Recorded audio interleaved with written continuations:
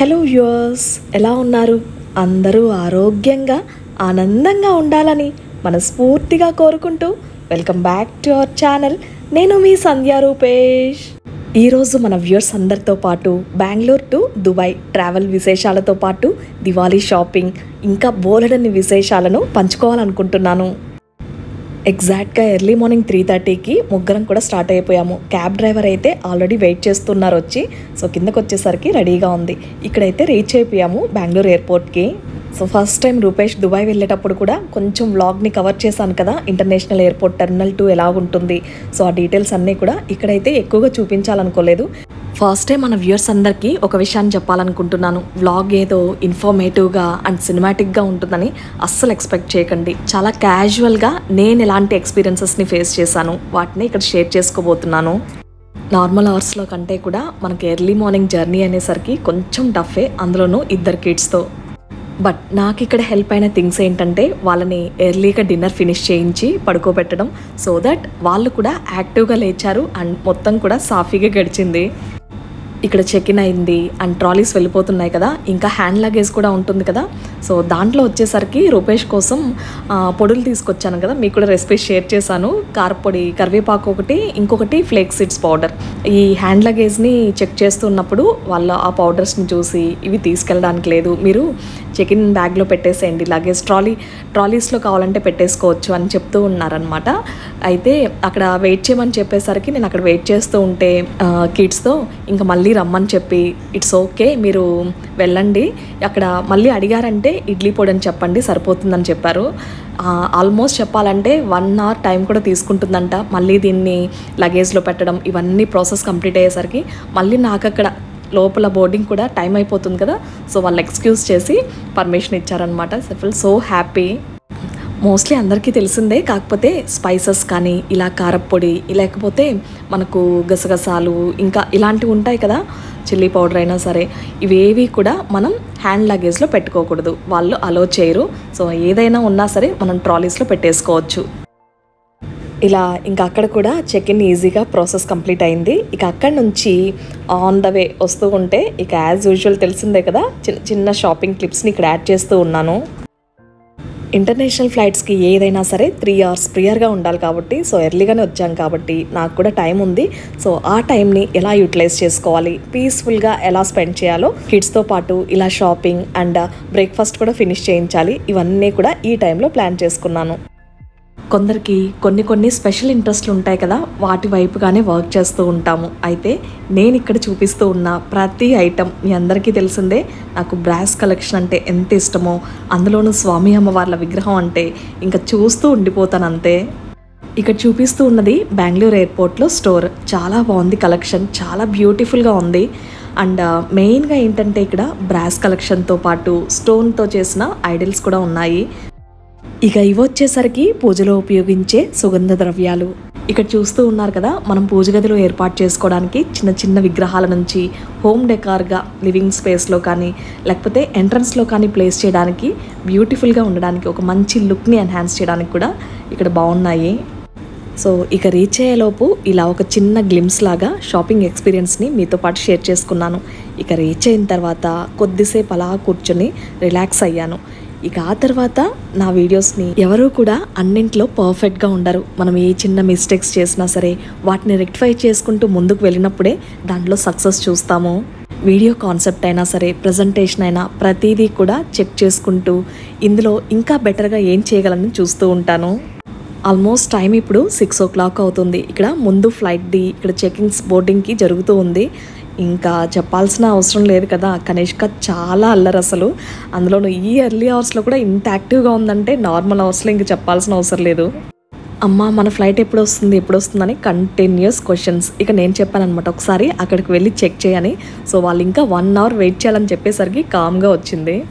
అటు ఇటుగా 1.5 hour ఒక్క ప్లేస్లో కూర్చోవాలంటే నా వల్ల అయితే అస్సలు కాదు. ఏదో ఒకటి ఎక్స్ప్లోర్ చేయడం కానీ లేకపోతే కొత్త విషయాలను తెలుసుకోవడానికి నేను ఇంట్రెస్ట్ చూపిస్తాను.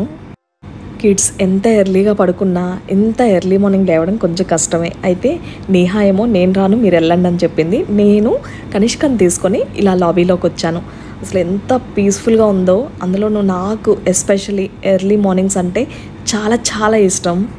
ఇక బెంగళూరు ఎయిర్పోర్ట్ గురించి స్పెషల్గా చెప్పాల్సిందే. ఇక్కడ న్యాచురల్ ప్లాంట్స్ కానీ ఆ బర్డ్ సౌండ్స్ కానీ అసలు ఆ వైబ్సే డిఫరెంట్గా ఉంటాయి. తిరిగి కొద్దిసేపు టైం స్పెండ్ చేసి మంచి మంచి బ్యూటిఫుల్ పిక్స్ అండ్ వీడియోస్ తీసిన తర్వాత మళ్ళీ కిందకు వచ్చాము. ఎగ్జాక్ట్గా మార్నింగ్ సన్ రైజ్ టైం కదా, అసలు పెయింట్ చేసినట్టుంది. సన్ రైజ్ని చూస్తూ ఉంటే ఎంత వార్మ్ ఫీల్ ఉందో అసలు. బ్యూటిఫుల్ సన్ రైజ్ ఒకవైపున ఎయిర్ క్రాఫ్ట్స్ అన్నీ అలా పార్క్ చేస్తుంటే చూస్తూ ఉంటేనే మైండ్ బ్లోయింగ్ అసలు.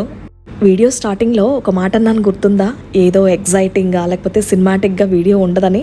కాకపోతే ఈచ్ అండ్ ఎవ్రీ మూమెంట్ని మీకు ఎంత బ్యూటిఫుల్గా ఎంత అట్రాక్టివ్గా చూపించాలో అన్ని బెస్ట్ వేస్ని నేను ట్రై చేస్తాను.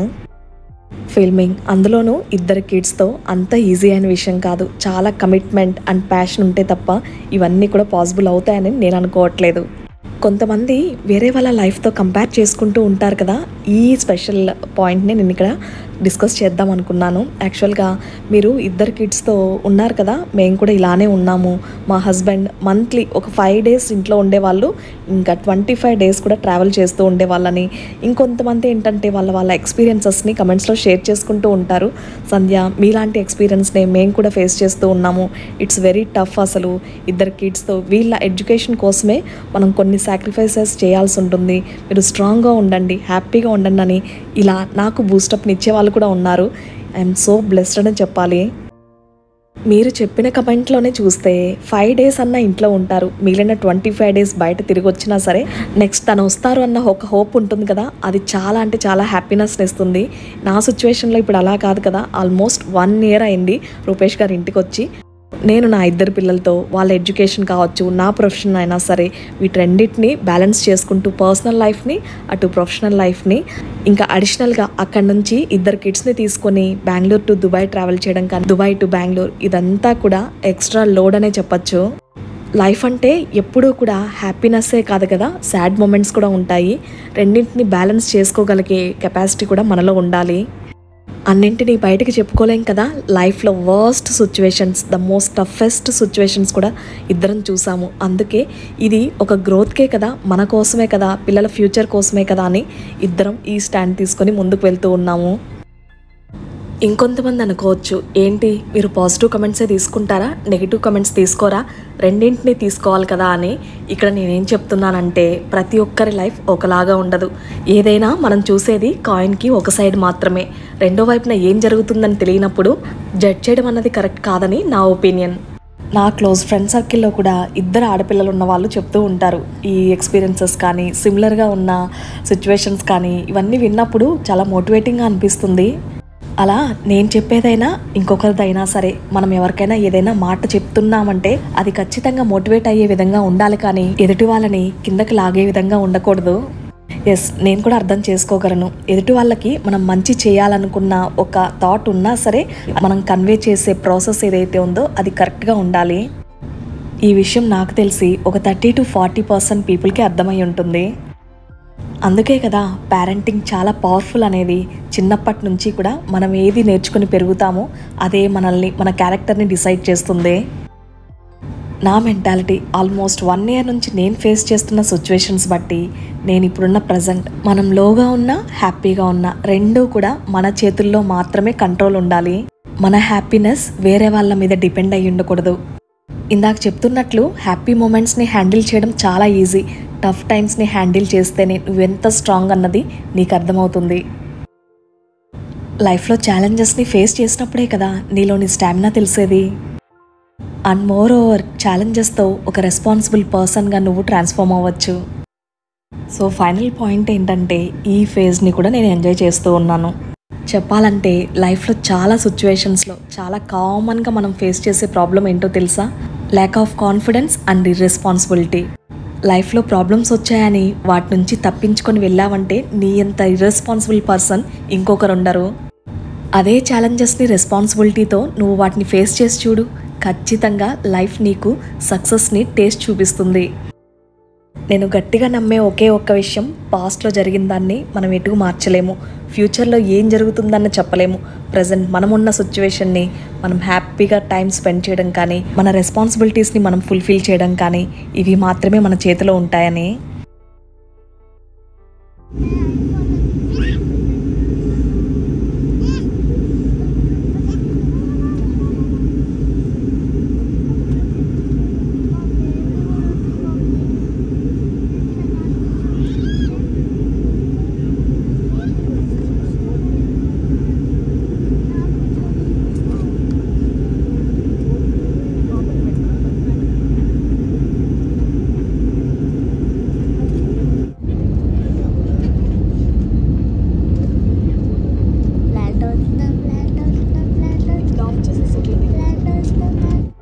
Finally we all together. అసలు ఈ మూమెంట్ని చెరిష్ అవ్వడానికి నేను ఎంత వెయిట్ చేశానో నాకు తెలుసు.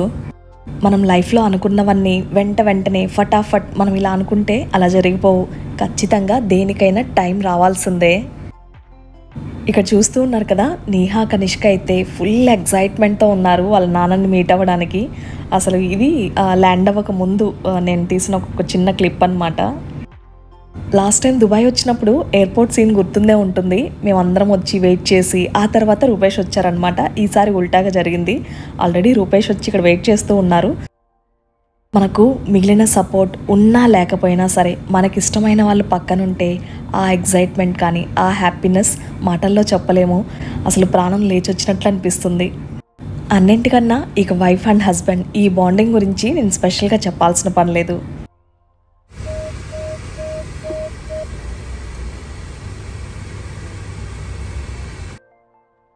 ఇక్కడ మమ్మల్ని పికప్ చేసుకోవడానికి రూపేష్ అండ్ వాళ్ళ ఫ్రెండ్ ఇద్దరు కలిసి వచ్చారు. టైం అరౌండ్ 11:30 అవుతుంది. ఇప్పటికే ఎండ ఎంత ఉందో చూస్తున్నారు కదా. లాస్ట్ మార్చ్లో వచ్చి ఆల్మోస్ట్ మే స్టార్టింగ్ వరకు ఉన్నాం కదా. ఏప్రిల్ ఎండింగ్ వచ్చేసరికి అసలు చెప్పలేమన్నమాట. అంత హీట్ జనరేట్ అవుతుంది ఇక్కడ. ఎంత వేడిగా ఉంటుందో. అండ్ ఈ మధ్యలో ఆగస్ట్లో కూడా చాలా ఎక్కువగా ఉన్నాయి. ఇప్పుడిప్పుడే తగ్గాయి అన్నమాట. చాలా బాగుంది ఇప్పుడు వెదర్ అయితే. అంత తట్టుకోలేని ఎండ కాదు కానీ మామూలుగానే ఉంది. అయినా సరే చల్లటి గాలి వస్తూ ఉంటుంది కదా, బాగుంది. దుబాయ్ని ఆల్రెడీ విజిట్ చేసిన వాళ్ళకి ఈ విషయం తెలిసే ఉంటుంది. ఇక్కడ ఎండ ఎంత ఎక్కువగా ఉంటుందో, ఆ సఫికేషన్ కానీ అసలు చాలామంది ఫెయింట్ అయిపోతూ ఉంటారు. మన ఇండియాలో ఆంధ్ర సైడ్ కూడా ఎండలు ఎక్కువగా ఉన్నా సరే మరీ ఇంత ఉండవు కదా. సో ఆ వెదర్కి ఈ వెదర్కి టోటల్లీ డిఫరెంట్గా ఉంటుంది. కొంచెం అడ్జస్ట్ అవ్వడానికి కూడా టైం పడుతుంది. ఇక మా విషయానికి వస్తే బెంగళూరులో వెదర్ ఎలా ఉంటుందో తెలుసు కదా. అంత చల్లటి వెదర్ నుంచి ఒక్కసారిగా ఇక్కడికి వచ్చేసరికి కొంచెం మాకు కూడా ఇబ్బందిగానే అనిపిస్తుంది. కాకపోతే మేనేజబులే. ఇక ఇక్కడైతే ఆఫ్టర్నూన్ 12:15 అవుతూ ఉంది. హోటల్కి రీచ్ అయిపోయాము. ఆల్మోస్ట్ రెగ్యులర్ వ్యూవర్స్కి అయినా సరే దుబాయ్ బ్లాగ్స్ని చూసిన వాళ్ళకి లాస్ట్ తెలిసే ఉంటుంది. సో క్విక్గా నేనైతే ఒక చిన్న ఫ్లాట్ టూర్ లాగా చేస్తూ ఉన్నాను. లివింగ్ రూమ్ చూసారు కదా, మొత్తం కూడా సోఫా సెట్తో అసలు కవర్ అయిపోయింది. అండ్ దానికి మనకు అటాచ్డ్గా కిచెన్ కూడా ఉంటుంది, ఓపెన్ కిచెన్. అండ్ ఇది వచ్చేసరికి బెడ్రూమ్. ఇక్కడ మేము తీసుకున్నది వచ్చేసరికి 1 BR. టోటల్ ఫ్లాట్లో నాకు నచ్చిన బెస్ట్ పార్ట్ కిచెన్ అని చెప్తాను. ఎందుకంటే మన ఇంట్లో ఉన్నట్లే హ్యాపీగా కావాల్సినవన్నీ కూడా కుక్ చేసుకోవచ్చు. రూపేష్కి, పిల్లలకి, వీళ్ళందరికీ కూడా వండడం అంటే నాకు చాలా ఇష్టం. నేను చేసిన వంటల్ని ఇష్టంగా తినేవాళ్ళు ఉండాలే కానీ ఎంత ఇంట్రెస్ట్ చూపించి కుక్ చేస్తానో నా మాటల్లో చెప్పలేను. అండ్ ఏంటంటే ఎక్కడో బయట ఉన్నాము, హోమ్ ఫుడ్ని మిస్ అవుతామని కాకుండా హ్యాపీగా మనకు నచ్చింది తినచ్చు. టైర్డ్గా ఉంటారులే జర్నీ చేసి వచ్చి. సో ఆంధ్ర మీల్స్ ఆర్డర్ చేశారు. ఎంత టేస్టీగా ఉన్నాయో. కమ్మటి గోంగూర పచ్చడి కానీ, ఆకుకూర పప్పు, సాంబార్ అన్నీ మన వంటలే అనమాట. ఇంకా గోంగూర పచ్చడి బాగుందా?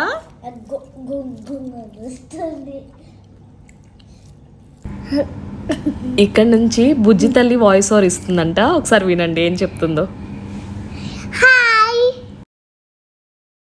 లంచ్ చేశాను కదా, కొద్దిసేపు రెస్ట్ తీసుకున్న తర్వాత మొత్తం కూడా అన్ప్యాకింగ్ చేయాలి, ఎక్కడవక్కడ సర్దాలి. ఈవినింగ్ ఏంటంటే పార్క్ వెళ్ళే ప్లాన్ ఉంది. And at the same time super మార్కెట్కి వెళ్ళాలి కావాల్సినవన్నీ తీసుకురావడానికి. సో ఈవినింగ్ కలుద్దాం మరి. Okay, bye bye. పెరుగు తింటున్నా. షుగర్ వేసుకున్నావా? బాగుందా? ఈట్. కనిష్కకి, నేహాకి పెరుగుంటే చాలు కదా. బెంగళూరు వెదర్కేమో తింటే కోల్డ్ అవుతుంది కదా నీకు. But it's okay. ఆఫ్టర్నూన్ పెడుతుంది కదా అమ్మ నీకు పెరుగు కదా. ఇక్కడ ఏమవ్వదా? ఇక్కడ వెదర్ చాలా వేడి ఉంది. తినచ్చు ఏమైనా తినచ్చా? ఐస్ క్రీమ్ కూడా తినచ్చు ఈ వెదర్ కి. ఓకే, ఇది కోల్డ్ కాదు. Okay, Sunny. It's Sunny out side Kanishka. Okay, nice. అక్కడ ఉంది విండో. మనం ఈవినింగ్ వెళ్తాం కదా, అప్పుడు చూపిద్దాం అవుట్ సైడ్ ఎలా ఉంటుందో. ఓకే, ఆల్రెడీ మన వ్యూవర్స్ ఆంటీ వాళ్ళు చూసేసారు కదా. నువ్వు ఎలా ఆడుకుంటావు నువ్వు అక్క పార్క్, అక్కడికి తీసుకెళ్దాం. Okay, say bye. లంచ్ చేసేసి బజ్జవాలి ఇప్పుడు. ఓకేనా? మళ్ళీ నువ్వు లేపితే లేచేయాలి. Yeah.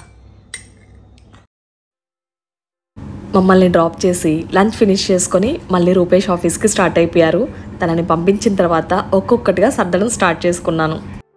First Kanishka Neha things ఉంటాయి కదా, వాళ్ళని ఆర్గనైజ్ చేసుకోమని చెప్పాను. అండ్ మిగిలినవి ఏమీ కూడా నేను బయటకు తీయలేదన్నమాట. నాకైతే రెస్ట్ కావాలనిపించింది. అండ్ ఇక్కడ చూస్తారు కదా, పడుకోవడానికి బెడ్రూమ్కి వస్తే కనిష్క ఏమో ఫుల్ ఎగ్జైటెడ్గా ఉందన్నమాట.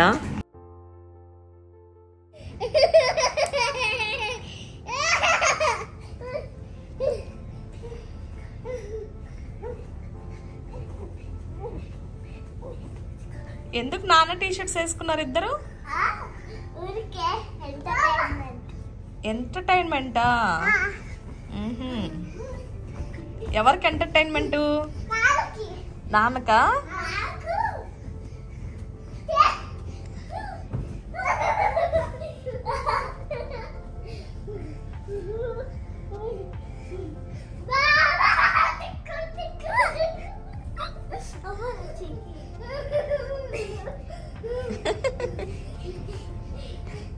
Hi guys, this is my Lodam Budam t-shirt. We also అంట. Me also.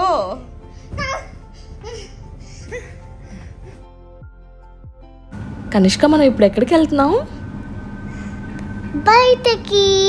బయటకి ఎక్కడికి వెళ్తున్నాం చెప్పు. చూడు ట్రాఫిక్ చూడు ఎంత ఉందో కదా. సూపర్ మార్కెట్కి వెళ్ళాం కదా మనము బెంగళూరు నుంచి వచ్చిన రోజు. ఏమేమి తెచ్చుకున్నాం? ఎగ్సా? బాగున్నాయి ఎగ్స్. ఇక్కడ చూస్తున్నారు కదా, యా ఫ్రూట్స్. ఇక్కడ చూస్తున్నారు కదా, ఎగ్స్లోనే అసలు ఎన్ని వెరైటీస్ ఉన్నాయో. దేశీ అంటే మనకు నాటు కోడిగుడ్లు అంటాం కదా, అక్కడి నుంచి యూ కెన్ నేమ్ ఇట్. అసలు అన్ని వెరైటీస్ని నేను కూడా ఫస్ట్ టైం చూడడం అసలు. ఇంకా ట్యాంగరిన్స్, చిన్న చిన్న ఆరెంజెస్ ఉంటాయి కదా, బాగుందా? అది స్వీట్గా ఉందా? ఓకే. అండ్ మనకు కూడా ఇండియాలో ఎక్కడైనా ఫ్రూట్స్, డిఫరెంట్ వెజిటేబుల్స్ అన్నీ దొరికినా సరే ఇప్పుడు వచ్చిన సూపర్ మార్కెట్స్లో, బట్ ఇక్కడ ఇంకొన్ని వెరైటీస్ ఎక్స్ట్రాగా దొరుకుతూ ఉంటాయి. ఇంకేంటి, అందరూ దీపావళి షాపింగ్, హౌస్ క్లీనింగ్ అన్నీ అయిపోయాయా? నాకైతే ఈసారి దీపావళి అన్నీ కూడా ఇక్కడే. హౌస్ క్లీనింగ్ ఇవన్నీ తప్పినట్టే చెప్పాలంటే. ఈ మధ్యన ఫ్యామిలీ ఫ్రెండ్స్తో మాట్లాడుతున్నప్పుడు ఫెస్టివల్స్ వస్తున్నాయంటే బోర్డంత పని ఉంటుంది.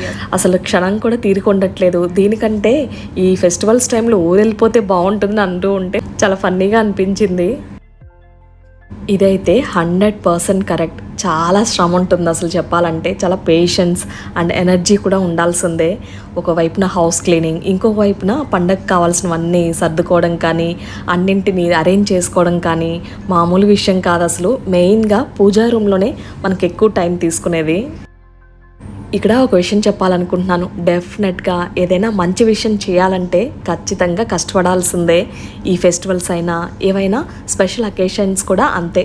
చక్కగా మన ట్రెడిషన్స్ని ఫాలో అవ్వడం వలన మనకు దాంట్లో ఉన్న బెనిఫిట్స్ ఇంకెందులోనూ ఉండవు. ఇప్పుడు కమింగ్ దివాళీకి చాలామందికి యూజ్ అవుతుందని ఇక్కడ దివాళీ రిలేటెడ్ డెకర్ని షేర్ చేస్తూ ఉన్నాను. మనకు చూస్తున్నారు కదా, డోర్ తోరన్స్ నుంచి డోర్ హ్యాంగింగ్స్ కానీ ఇలా డిఫరెంట్ వెరైటీస్లో, డిజైన్స్లో దియా సెట్స్ కానీ ఎంత బ్యూటిఫుల్గా ఉన్నాయో. ముఖ్యంగా దీపావళి అనగానే మనం పెద్ద పీట వేసి ఘనంగా జరుపుకునేది లక్ష్మీదేవి పూజ. అలాగే ధనత్రయోదశి రోజున లక్ష్మీ కుబేరులను కూడా ఆరాధిస్తాము.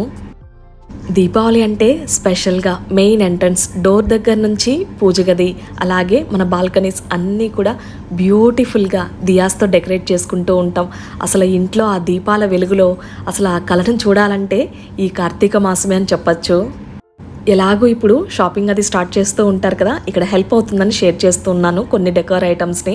ఎక్కువగా ముగ్గులు వేయలేని వాళ్ళు, రంగులతో అలంకరించలేము అని అనుకునేవారు, అసలు కొంచెం హెల్త్ సపోర్ట్ చేయలేక, లేకపోతే వేయడం రాదని అనుకునే వాళ్ళు కూడా ఉంటారు కదా, ఇలాంటి రంగోలీ సెట్స్ కూడా మనకు ఉంటాయి. వీటిని కూడా హ్యాపీగా ఫ్లోర్ మీద స్టిక్ చేసుకొని ఫ్లవర్స్తో డెకరేట్ చేసుకొని చక్కగా దీపాలను వెలిగించుకుంటే అందంగా ఉంటుంది. ఇంటి కళను చూడాలంటే దీపావళి అమావాస్య లక్ష్మీ పూజతోనే వచ్చేస్తుందని చెప్పచ్చు. ఆ చీకట్లలో వెలుగుతున్న దీపాలను చూస్తూ ఉంటేనే లక్ష్మీదేవి ఆగమనాన్ని కూడా మనం కల్లారా చూడొచ్చు. అంత అద్భుతంగా ఉంటుంది. లక్ష్మి అంటే ఏంటి?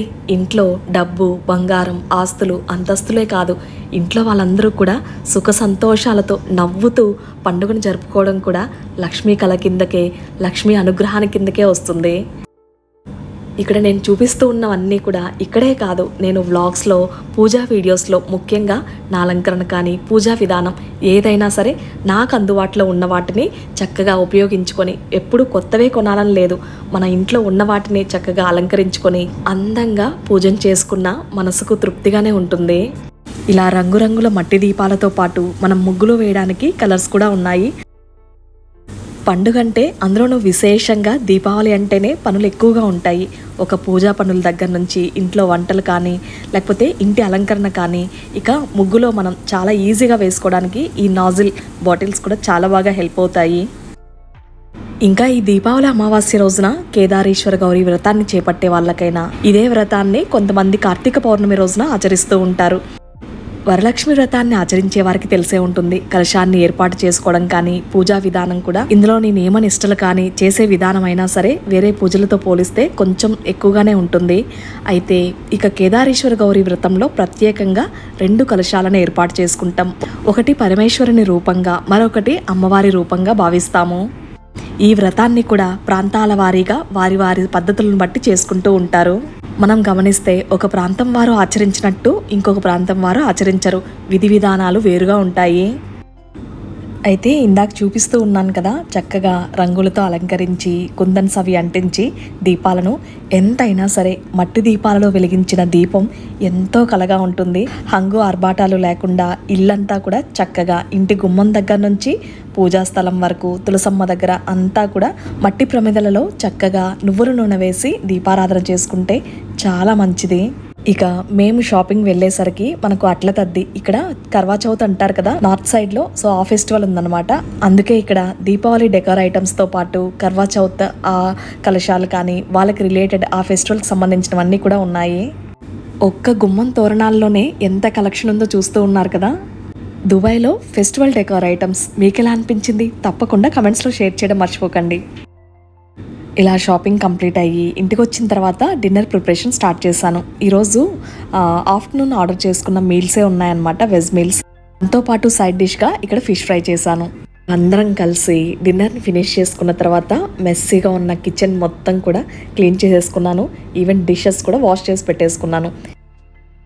కనిష్క అయితే లిటరల్లీ నన్ను మర్చిపోయింది. వాళ్ళ నాన్నతో పాటే ఉంటుంది, నాన్నతో పాటే తినడం, నాన్నతో పాటే ఆటలు, అన్నీ ఇంకా నాన్నే కావాలి. ఎంత పొసెసివ్ అయిపోయిందని అనిపించింది.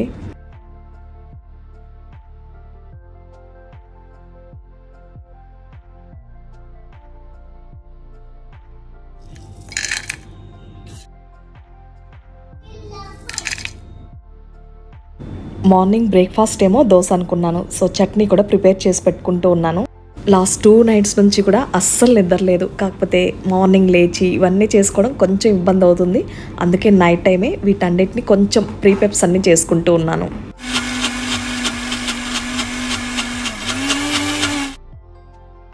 బయటనున్నా సరే మ్యాక్సిమం టేస్టీగా ఉండేటట్లు సింపుల్గా టేస్టీ అండ్ హెల్దీ రెసిపీస్ని ప్రిఫర్ చేస్తూ ఉన్నాను. ప్యాన్లో దోశ ఏంటి అని షాక్ అయ్యారు కదా, ఇక్కడ ఉన్న దాంతో నేను అడ్జస్ట్ అయిపోతూ ఉన్నాను. బట్ ట్రస్ట్ మీ, అసలు క్యాస్ట్ ఐరన్ మీద కూడా రానంత సాఫ్ట్గా వచ్చే ఎంత టేస్టీగా ఉన్నాయో దోశలు అయితే. ఇక బ్రేక్ఫాస్ట్తో పాటు లంచ్ ప్రిపరేషన్ కూడా స్టార్ట్ చేసేసాను. రూపేష్కి ఆఫీస్ కని లంచ్ బాక్స్ ప్యాక్ చేయడానికి ఇక్కడ ఈరోజు స్పెషల్గా చైనీస్ మష్రూమ్ కర్రీని చేస్తూ ఉన్నాను. చైనీస్ మష్రూమ్స్ని ఫస్ట్ టైం చూస్తూ ఉన్నాను, ఇంకా రెసిపీ కూడా చేయడం ఫస్ట్ టైమే. అయితే నాకు కొంచెం కొత్తగా అనిపించింది. ఇక్కడ చూస్తున్నారు కదా, ఒక ఫ్లవర్ ఎలా ఉంటుందో బంచ్ లాగా ఉందన్నమాట పెటల్స్తో. సో వీటన్నిటిని ఫస్ట్ చక్కగా ఇలా విడిగా తీసేసుకొని మంచిగా బాయిలింగ్ వాటర్ ఇందులో వేసేసి సాల్ట్ అండ్ కొంచెం పసుపు వేసి పక్కన పెట్టేసుకుంటూ ఉన్నాను. మనకు ఎక్కువగా సూపర్ మార్కెట్స్లో దొరికే బటన్ మష్రూమ్ కంటే కూడా ఇది చాలా టేస్టీగా, కాస్త ఏంటంటే మనకు మీట్ ఫ్లేవర్తో ఉంటుంది. స్పెషల్లీ ఇలాంటి కర్రీకైనా సరే, లేకపోతే మష్రూమ్ సూప్ చేసుకోవడానికి కూడా పర్ఫెక్ట్గా ఉంటాయి. ఒక 10 minutes వాటిని అలా పక్కన పెట్టేసుకొని ఈలోపు కడాయి పెట్టేసుకొని ఒక 2 to 3 spoons ఆయిల్ వేసుకొని, మనకు దాల్చిన చెక్క 2 లవంగాలు ఉంటే వాటిని వేసుకోవచ్చు. నేనైతే ఇక్కడ లేవు కనుక స్కిప్ చేశాను. ఆ తర్వాత ఆనియన్స్ అవి ఫ్రై చేసుకున్న తర్వాత కొంచెం సాఫ్ట్ అవుతాయి కదా, ఆ టైంలో జింజర్ గార్లిక్ పేస్ట్తో పాటు అది కొంచెం ఫ్రై అయిన తర్వాత ఈ మష్రూమ్స్ని మనం సోక్ చేసుకున్నాం కదా, వీటిని కూడా వేసేసి చక్కగా ఒక బిగ్ సైజ్ టొమాటోని చాప్ చేసేసుకొని అది కూడా యాడ్ చేసుకోవాలి. కొద్దిసేపు ఫ్రై చేసుకున్న తర్వాత తగినంత కారం, నేనైతే ఇక్కడ కారంతో పాటు పెప్పర్ పౌడర్ని కూడా యాడ్ చేశాను. ఇంకా మంచి ఫ్లేవర్ని, టేస్ట్ని ఎన్హాన్స్ చేయడానికి కొంచెం గరం మసాలాను కానీ చికెన్ మసాలాను కానీ యాడ్ చేసుకోవచ్చు. అంతే, కొత్తిమీర చల్లుకుంటే కమ్మటి mushroom curry ready. Shopping, tasty recipe and travel vlog మీకు ఎలా అనిపించింది? నచ్చిందా? వీడియోని ఇంతకీ స్కిప్ చేస్తూ చూసారా, కంటిన్యూగా చూసారా? తప్పకుండా కమెంట్స్లో షేర్ చేయడం మర్చిపోకండి. అందరూ అష్టైశ్వర్యాలతో ఆయుర ఆరోగ్యాలతో ఉండాలని మనస్ఫూర్తిగా కోరుకుంటూ మళ్ళీ మీ అందరికి ఉపయోగపడే ఒక చక్కటి వీడియోతో మీ ముందుకు వస్తుంది మీ సంధ్యా రూపేష్.